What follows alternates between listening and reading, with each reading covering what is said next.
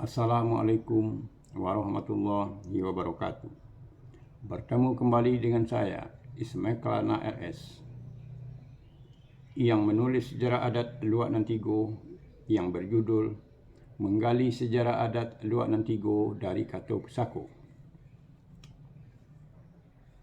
Sebelum saya membacakan tulisan sejarah adat yang saya tulis, terlebih dahulu saya ucapkan agar para dusanak selalu sukses dalam karir dan cita-cita.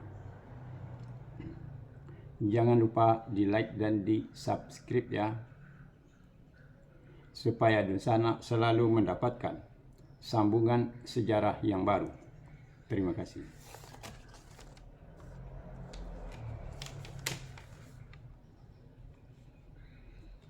Pada kali ini saya akan membacakan tulisan saya, yaitu batas-batas tanah. Dibuat pula peraturan-peraturan batas tanah. 1. Batas atau bintalak sawah ke bawah, 1 hasta di bawah pematang paling bawah. 2. Batas atau bintalak parak pada arah ketinggian, 1 hasta di luar pagar. 3. Nagari, balingka aur, dan balingka pari. 4. Pari adalah batas nagari, 1 hasta kanan dan kiri pari termasuk tanah pari. 5. Kampung, berpagar batu di setiap sudutnya. 6. Banda sawah berbatas 1 depa kanan dan kiri. 7. Jalan berbatas 1 depa kanan dan kirinya. 8. Rimbo diberi batas menurut aliran anak batang air yang ada di dalamnya. 9. Bukit adalah semenjak pendakian sampai habis penurunan. 10. Lurah adalah sehabis penurunan sampai mulai pendakian. 11. Lereng adalah mulai sampai habis pendakian. 12. Batas-batas luak disebut juga sungai atau tapian, yaitu tempat mandi atau pemandian umum, berbatas paling sedikit 1 depa dari tepi luak atau sungai atau tapian, untuk menjaga agar tempat mandi itu terpelihara dengan baik.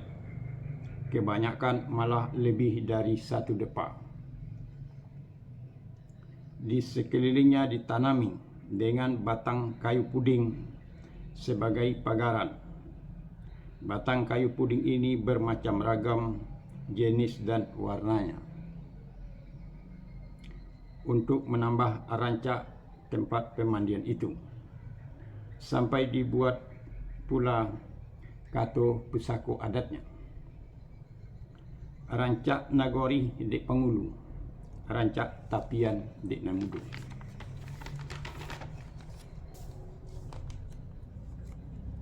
Biasanya tempat mandi umum ini di beberapa daerah di Luak Nantigo disebut dengan luak atau sungai maupun tapian. Arti dari luak di sini adalah daerah tempat mandi. Juga arti sungai di sini bukan batang air.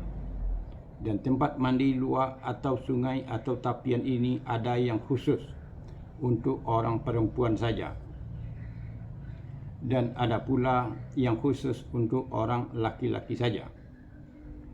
Kalau tidak, mereka bergantian, orang perempuan terlebih dahulu, kemudian baru orang laki-laki. Mereka mandi memakai kain basahan untuk menutupi auratnya.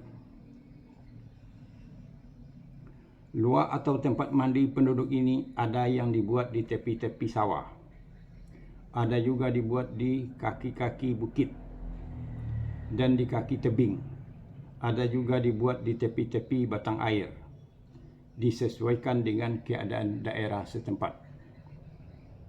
Bintalak sawah ke bawah untuk menjaga air. Sawah tidak diganggu orang atau orang yang mempunyai sawah di bawah. Bintalak parak ke ketinggian agar supaya dibuat pagaran untuk mencegah gangguan ternak atau binatang.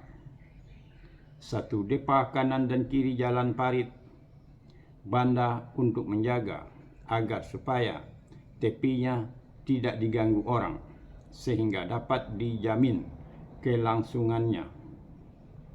Boleh ditanami dengan tanaman yang kecil-kecil seperti batang puding, batang sikaduduk, batang galundi, batang simani, dan lain-lain. Tapi apabila parit, bandar atau jalan mendaki harus tunduk dan patuh kepada kehendak jalan, dalam kurung disesuaikan dengan keadaan. Itulah mengenai batas-batas tanah.